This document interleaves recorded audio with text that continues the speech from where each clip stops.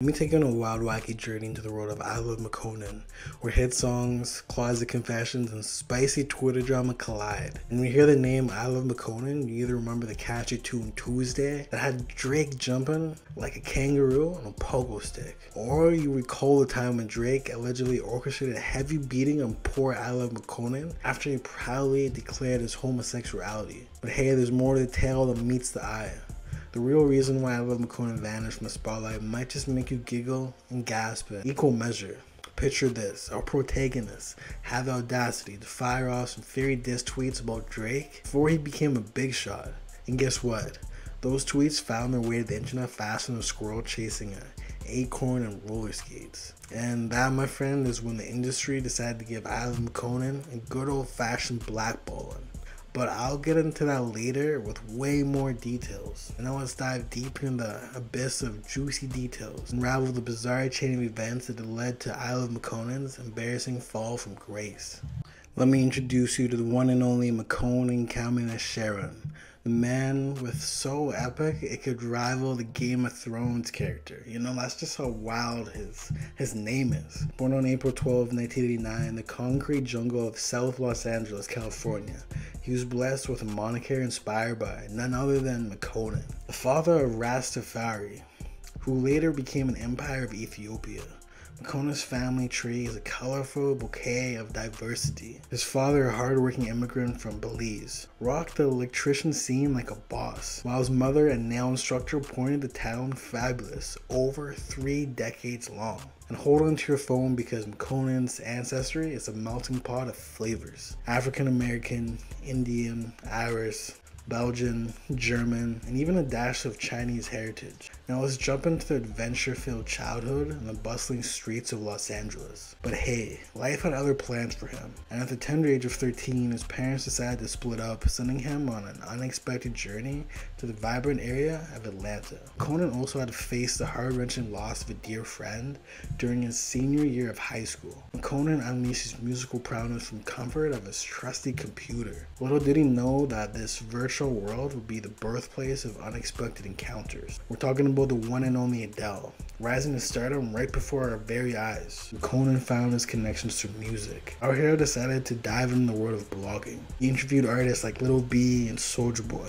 revealing secrets of their success. Things then took a pretty unexpected turn for Makonnen. Picture this: a period of house arrest, and why, you ask?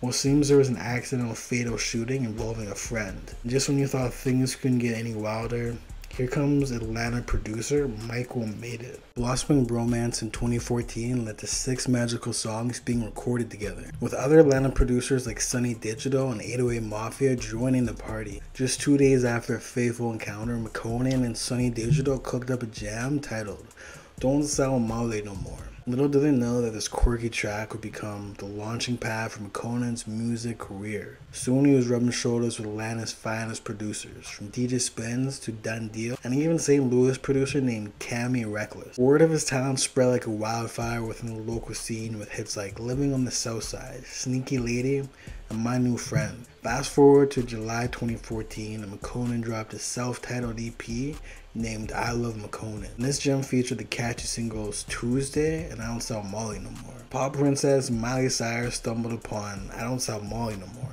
and couldn't resist sharing it on her Instagram. Post ended up going viral, racking up a whopping 210,000 likes and counting. Hold on to your hats because the real plot twist arrived in the form of Drake himself. After getting hooked on Tuesday, Drake couldn't resist asking Sonny Digital for permission to remix the track. Makonnen was pleasantly shocked when Drake Remix dropped just 2 days later. This XXL magazine featured Makonnen and their covered of the come up section, showcasing new artists destined for greatness. But our hero wasn't interested in selling his soul to a major label. No, he had bigger plans: touring and making music independently. He wasn't about to become anyone's bitch. However, fate had other plans in store. On September 1st, 2014, it was revealed that Makonnen had signed with Drake's label, OVO Sound. It was a match made in heaven, so we kind of thought.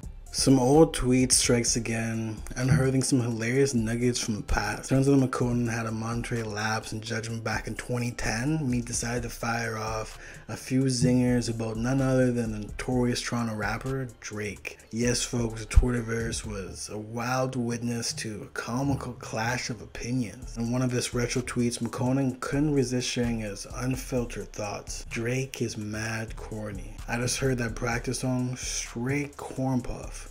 It seems the hero had a knack of crafting creative insults, likening Drake's musical style for a crispy crunch corn puff cereal. Not exactly the highest praise, but hey, we've all had our moments of Twitter beef. But hold on to your popcorn because the story does take a twist. As fate would have it, McKonnen had a change of heart down the line. Perhaps he found himself tapping his foot to a Drake tune or secretly bopping along to practice in the shower. But who really knows?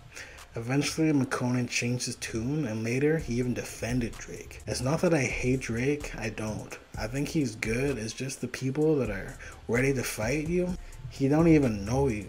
He wrote, adding in January 2013, Drake ain't whack. He's actually one of my favorite artists to come out in the past few years.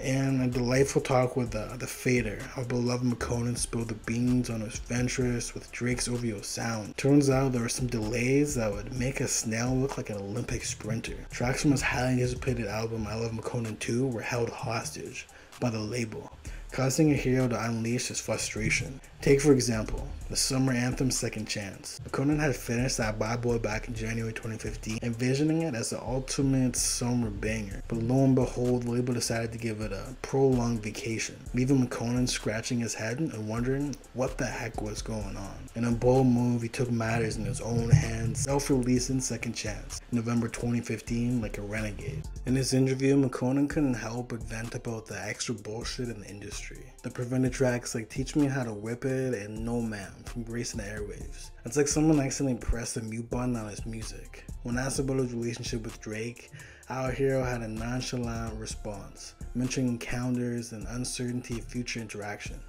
Who knows, Drake may pop up 6 more times or disappear like a magician's disappearing act. McKonnen had a bone to pick with the music scene itself. According to him, the money had vanished and vanished like Houdini himself. It seems the industry was playing pretend, putting on a front like a bunch of kids in a school play. The illusion of wealth was shattered, leaving McKonnen feeling like he stepped into a land of make-believe. On April 18, 2016, our hero left Drake's OVO sound label, declaring that the hitching his wagon to Warner Bros. Records was the best move for his interests. You know what they say, sometimes you gotta spread your wings and fly away for the nest of dreams. After rumors of Drake and his team threatening to jump him, on May 7, 2016, McKonnen pulled a classic "I'm retiring from music" move, claiming he was hanging up the mic to pursue an acting career. And just when we started to miss him, the Sly Fox dropped a brand new song shortly after, leaving us all scratching our head and wondering what kind of retirement this was. Fast forward to late summer of 2017, and McKonnen found himself embarking on a thrilling collaboration with none other than Lil Peep in the vibrant city of London.